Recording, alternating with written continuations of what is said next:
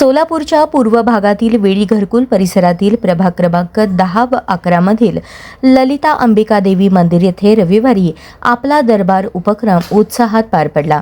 नागरिकांच्या मूलभूत सोयी सुविधांशी संबंधित विविध समस्या व तक्रारी यावेळी ऐकून घेण्यात आल्या। या दरबारात पाणी पुरवठा, स्वच्छता, रस्ते, वीज तसेच अन्य नागरी सुविधांबाबत नागरिकांनी आपल्या अडचणी मांडल्या। या समस्यांचे तातडीने निराकरण करण्यासाठी आवश्यक त्या उपाययोजना करण्यात येतील असे आश्वासन नगरसेवक प्रथमेश कोठे यांनी दिले। तसेच मागील दरबारात मांडलेल्या अनेक प्रश्नांवर कार्यवाही करण्यात आल्याची माहितीही त्यांनी दिली। आपला दरबार हा नागरिकांशी थेट संवाद साधणारा उपक्रम असून याला परिसरातील नागरिकांचा वाढता प्रतिसाद मिळत आहे। या माध्यमातून नागरिकांचे महत्त्वाचे प्रश्न मार्गी लागत असल्याचे प्रथमेश कोठे यांनी सांगितले। यावेळी अजय पोन्नम, सतीश सिरसिल्ला यांच्यासह मोठ्या संख्येने नागरिक उपस्थित होते। आपला दरबारचा हा पाचवा आपला दरबार आहे आणि आपण जर सगळे आपला दरबार बघितला तर नागरिकांचा उत्स्फूर्त असा प्रतिसाद आम्हाला मिळतोय आणि नागरिक त्यांच्या समस्या घेऊन येत आहेत। निश्चित मागच्या आपला दरबारमधील जेवढे काही समस्या आहेत त्यातल्या आम्ही मॅक्सिमम समस्या जेणेकरून नागरिकांची सोय होईल अशी 75% समस्या आम्ही त्याचे निवारण केलेले आहेत।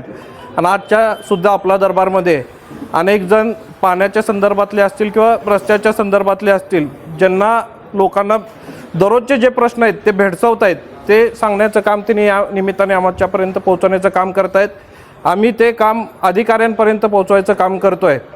निश्चितच हा उपक्रम लोकांच्या मनाला भावणारा आहे। लोकांना खऱ्या अर्थाने एक माध्यम मिळालेलं आहे की आमचे सगळे नगरसेवक प्रत्येक भागात जाऊन प्रत्येक भागातल्या लोकांच्या समस्या जाणून घेऊन ते सोडवण्याच्या दृष्टिकोनातून हा उपक्रम आम्ही चालवत आहे।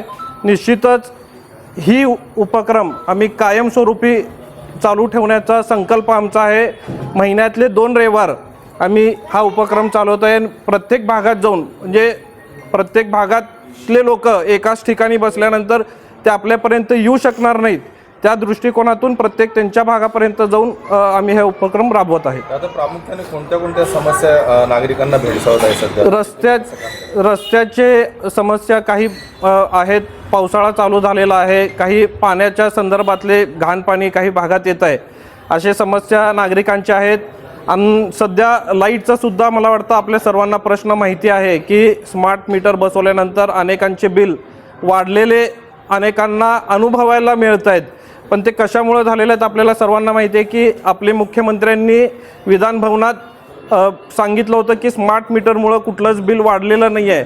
पण त्याचं नेमकं कारण काय आहे हे निश्चितपणाने आम्ही MSEBच्या सुद्धा अधिकाऱ्यांना बोलून त्याच्यात काय करता येईल जेणेकरून लोकांचे जे बिल वाढले गेलेले आहेत त्याच्यात आपल्याला त्यांना कसं सुविधा देता येतील किंवा त्यांचं बिल कसं कमी करता येईल या दृष्टिकोनातून आम्ही प्रयत्न करू। दरबारासाठी नागरिकांचं प्रतिसाद आहे का? कसं काय त्यांचं म्हणणं आहे नेमकं? नागरिकांचा प्रतिसाद आपण आज पण पाहिला असाल किंवा माझ्या अगोदरचे जे आपले दरबार झालेले आहेत त्याचा सुद्धा प्रतिसाद आपण पाहिला असाल।